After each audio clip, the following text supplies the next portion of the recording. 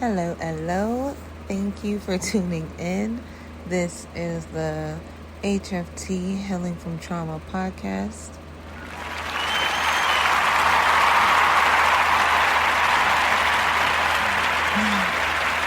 Thank you.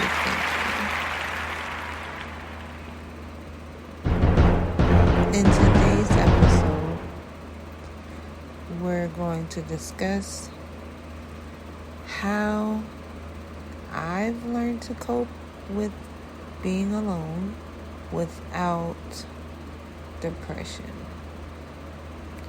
So, first things first, I wake up, I read my Bible. Okay, even if that's sort of a lie, I try to make it as farthest from a lie as it's not. Meaning, okay, I might open Facebook first and then maybe 2 more apps. But I get around to my Bible. And even if I don't do it in the days, like in the morning, I make sure I read it before I go to sleep. One, because I don't want to mess up my streak. I've been doing good, y'all. I've been in it for about 2 weeks, I believe. And that's good for me, especially I'm not being coerced in doing it because I was raised in church and we went like 8 times a week. So, anywhooser, I went through this phase where I didn't know what was wrong. Ultimately, the void is I don't have my children, so that's like the super void of being alone, because I've never been alone my whole life. Really, for the most part. Even when I left home, I was never really alone. One, for sure, God has always been with me. Second, I tend to run into people. Literally, just talk my way into fucking meeting people. But anyway, I'm just now realizing that's the void I've always tried to fill, because I've never been alone. So I start feeling like I needed to have someone around, even if they served no purpose and were subtracting from my overall being. So if it was me having my time wasted by doing absolutely nothing productive, nothing to push either one of us forward, just smoking all goddamn day, being around people that wants to, turn up. And I'm not gonna lie, I like to turn up, don't get it misconstrued. I like to party. However, there should be a balance for sure. And partying, from my point of view, I feel like partying should be on celebratory basis. Meaning birthdays, maybe holidays. I don't know, just occasions that matter. Like what do you do when you go out every fucking weekend? You would just spend money for no reason. Unless you're, I guess frugal and know how to go out without spending money. But then it's still like, what are you trying to fill by going out? Like, what is that void? Because honestly, people give me anxiety based on my past experiences. So even when I'm out, I'm sometimes socially awkward than not. Like, I'm going to get on live or something, or be on my phone at the bar. Like, I don't really, and it's like, what are you supposed to do? Interact with people? Because if I'm going by myself, which I usually do, it's like, and then are you trying to talk to people or be talked to? It just becomes a lot. Anyway, I went through a phase where I was hanging around girls that would talk about me behind my back, make me feel weird in my face. Shit, bitch, still motherfucking, what did the girls steal? Roaches out my ashtray. And I mean, and I'm not saying I'm a saint or anything like that, but I'm a decent individual, and I became a better person the older I became, because I started to realize, like, I don't want to make somebody feel how I don't want to feel. Like, I don't want to make you feel like I'm a fake ass person if I know I don't like being around fake ass people. Like, there was a time where I had to get a self check, like a reality check, because I was just as fake as everybody I was around. Literally. Like, I didn't even know why I was so goddamn fake. I was just fake as fuck. And it was like, why? Because you ultimately become what you're around, what you surround yourself with. And it's not necessarily birds of a feather flock together, because I was out in the streets doing all types of shit for a while. And my wholesome friends, or my friends that were not with the shits, my real friends, they didn't treat me any different, and they didn't love me any less, and they still were themselves, and they didn't try to change me, and I didn't try to change them. So that's one way I weeded some friends out. But anyway, it was bad. Like, and I never knew what my problem was or why I was like this. Like, why do you always feel like you need to be around somebody? Because I don't like being by myself, because I've never really been by myself. I've always had somebody live with me, no matter where the hell I live, project or not, motherfucking apartment or not, boyfriend or not. Like, so I used to mentally break down if I was by myself too long, and or go out and try to drink myself into forgetfulness that I was alone. And even when sometimes I had someone at my crib, and I still went out to get a drink, or tried to drag them out to get a drink. So yeah, I get it. How to focus on not focusing on being alone is filling your time with meditation. If you believe in prayer, then prayer, absolutely. Some people say meditation. I feel like any communication with the creator, aka people like to say the universe, better known as God, then so be it. Me personally, tomato, I call it praying.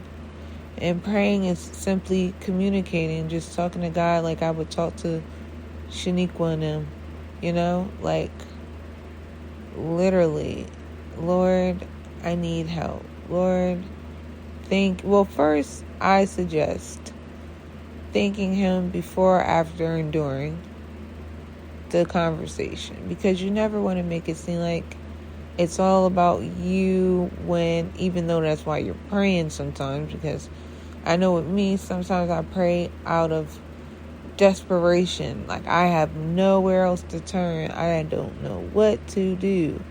And that's not the greatest place to come. That's like, I look at it like, so we're all God's children, and we're on earth, which would be like college. And imagine a kid only calling when they needed money, and when they wanted and needed money. You'd be like, God dang, what about Christmas? What about my birthday? What about, So I get it, and that's why I say I wouldn't suggest just going with all your problems, because God already knows your problems. So that part you really don't have to focus on. You want to focus on appreciating him and appreciating life, or her, because some believe God's a she. Appreciate the creator and understand the fruit that you do have. So the fact that you're able to breathe, the fact that you're on earth, the fact that you still have the opportunity to be loved and to love, not only to be loved by others, but definitely loving yourself.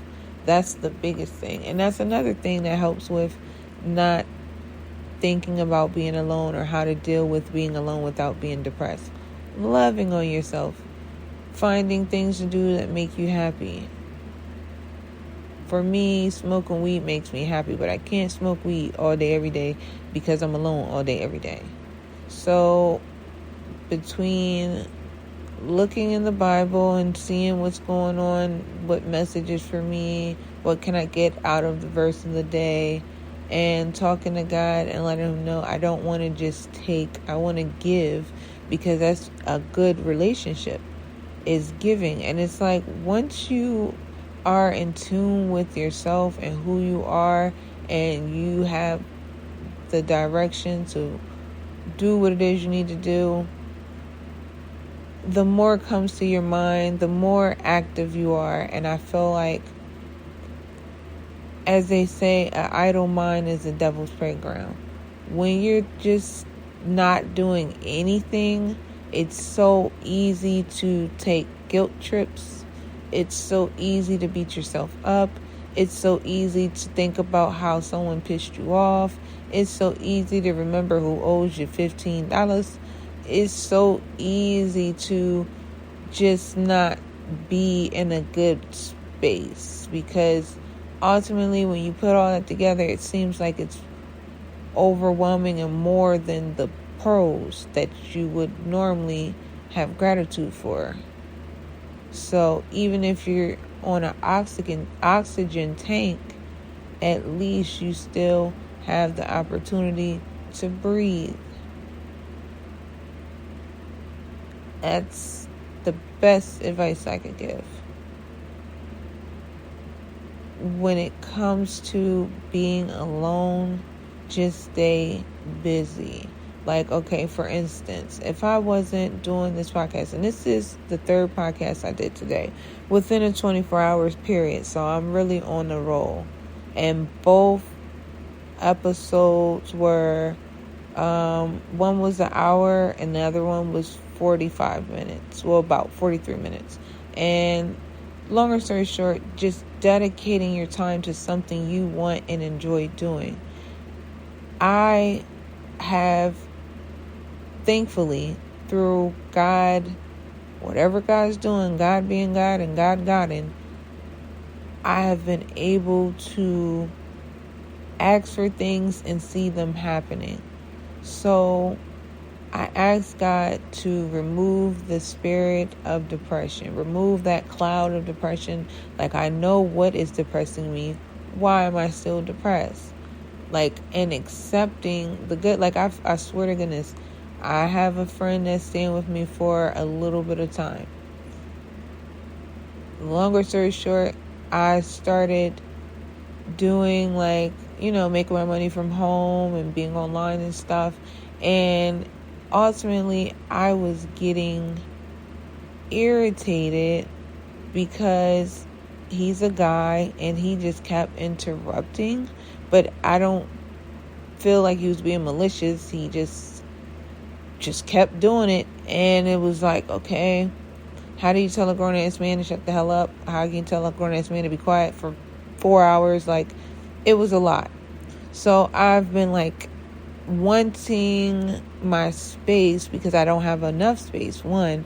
And it's like little events have been happening enough for that to be just happening, basically. So it's like, I could, like, and it's so bonkers because one side of my brain is like, oh, like, you're trying not to be around because things got hard or things are getting hard or you don't want to pay any money. And the other part is like, bro, you literally wanted your own space back.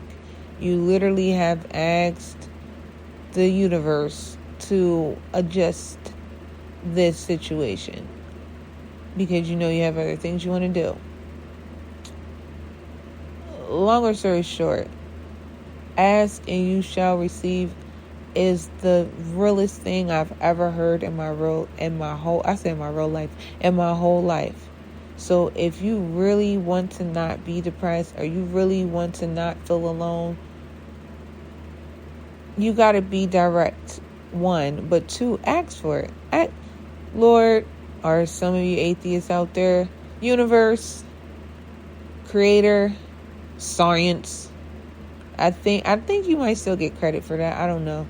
But I'm just joking. Don't listen to that part. Anyway, I feel that if you put it out there, it shall come. It's just how you perceive it and how you take it in. So one part was like, oh, you're trying to whatever. And the other part's like, bro, you got your space. You have no excuse. No excuse at all. Stop finding reasons to be mad about nothing. And sometimes that's where depression comes from. Being mad about nothing. I can't ponder so much hate in my heart for things that I'm not attempting to change, or for things that cannot be changed, things that's already happened. So with that being said, like back to like me being lonely, I am okay with it because I understand what it's like to not be and feel like I want to be. And not only that, I have realized that it's okay to be alone. When it's time to be around people, it's time. Like, I basically went through a phase of, being like, I don't know. I just know I went through a phase of feeling like I would surround myself with any and everything in order to not feel alone. And that's the worst thing you could ever do. I mean, imagine inviting vampires in your house who are hungry because you don't want to be alone. That's the type of time I was on. Just hanging with dirty demons. And now that I've even switched it to, I literally was around someone that I consider him as a friend. Bad communication, but I consider him as a friend. I never thought I could get tired of being around him. And I have. I truly have. So with all of that being said, I just learned a lesson. I just learned, like, it's okay to be alone. This is what happened. You think you can't get tired of anybody, or somebody can't get tired of you? Watch this. Even down to when I first moved into my place, I didn't want to live here by myself. Got somebody to move in with me, couldn't get them the hell out. It was like, okay. Then I'm like, I still don't like being alone. Then I wasn't here. That was draining. Then a friend dropped out of the sky. And then they became here every day, all day. Well, when they weren't at work. And then I was like, this is fun. This is cool. Until it became not cool. So it's like, I get it. Even when it comes down to myself, of me always wanting to be around other people.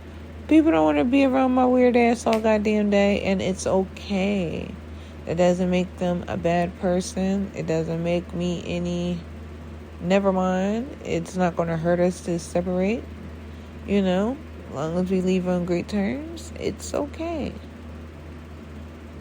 It's okay. And I've honestly, through this journey, because y'all are literally taking this journey with me, I'm like practicing as I'm preaching, because my brain will have me on a roller coaster of just insanity, like P90X workout, but for your brain. And if that was how much pressure stress was causing to it, that's where I was at with it.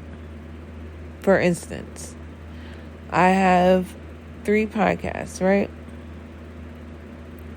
And I don't necessarily care to do them alone, but it has been put in my lap several times to have no choice. So with one thing was, I have friends that are local, right? And it's so funny because whenever I want to turn up, or whenever I just want to get out the house, I can go to these friends. But when it's time to do a podcast, oh yeah, I'm interested, let me know, I'm down. And it's like, if I don't put 1,000,000% effort, they won't even put 50%. And that's just the truth. And I get it. I don't even get mad by it anymore. It's more like, okay. So on my other podcast, I have a co-host that's pretty committed, pretty consistent. Every now and then we mislapse with communication and our time. So at first it was like, oh, this is some bullshit. I gotta wait all day every day for this Negro. This is crazy. And then I was like, you know what? I'm gonna wait because I want the help and I like doing it with us too. And then I went through a phase of, okay, so he think the show won't go on or something. Like, I don't know. To now, like today, same incidents. I called him. He didn't answer, which is not likely. Normally, he call me back within an hour, 2 hour window at the most, just like the weed man. Or he texts me like, hey, I'm doing something for my peoples or with my peoples. But he didn't say anything. So I'm like, okay. So like I hit him up on Twitter like, hey, Negro. He still was like, hey. Like as if we didn't talk about doing the podcast today. Literally yesterday. Because we talked about it Sunday. Then we both said, no, not Sunday. Okay, we're definitely doing it Monday. And here you are, Monday passed, and not even I'm not in the mood, or maybe tomorrow, or whatever. So, guess what I did? I was initially irritated, but I did what needed to be done. I wrote my own description. I did all the stories I could until time was literally running out. I pushed myself. And I think I did a fucking bomb-ass job. Not only did I do the podcast that I do with a co-host by myself, I did another episode on the side B side. Yeah, I did another episode on side B, and that's the storytelling side. That was almost an hour long. Then I'm here doing a podcast that I feel passionate about, because I don't always want to just talk about my story times and talk about how somebody got me fucked up or what's going on in the news. I want to also create a space where I can talk out my own traumas and possibly help somebody with theirs. Because it's going to get real over here. I'm going to talk about, of course, being violated in church. I'm going to talk about growing up with a single mother, being a single mother, dating, friendships. I'm going to keep all the raunchy stuff as much as I can off of this platform. However, I will discuss like just different things I went through and that I'm working through, even down to self-esteem issues, fatherless issues, because these are real life issues and these are real life things that ultimately affect how I became who I am. So I hope that you guys are down for the reside, and I can't wait to, I guess, have a community where it's a judgment-free zone. However, everyone understands the importance of accountability, because that is the foundation of growth. Period. And, it's nice to know you're not the only crazy person out there. I'm just kidding, not crazy, but it's nice to know that you're not by yourself. I literally watched a docuseries about a woman who got raped, and she decided not to expose her predators, which I could not and still don't understand. Then you had, she met a friend through the program for victims, and the friend ended up committing suicide because her trauma overtook her. I do not want to be that person. I don't even want anyone to be that person. And if I can help and aid and be someone that you can talk to, I have learned the art of not telling people's business, except for on the news commentary side, because that's already out there. That's like blogger type shit, okay? That's like, I'm not going to be a Tasha K or nothing like that, but, you know, I had to break away from that energy, because, I mean, it's cool. I don't do anything in a malicious way or with any type of harmful intent. So I think that's kind of the difference. And on this side, I just want to feel like I'm letting my kinks, not even down, because black people's hair don't grow down, it grows up. So letting my kinks free and puffing in the wind.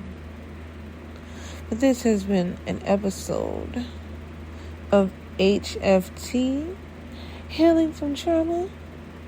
And I hope you have a great morning, afternoon, day, evening, and or good night. If you watch the Truman Show, you know that's where I got it from.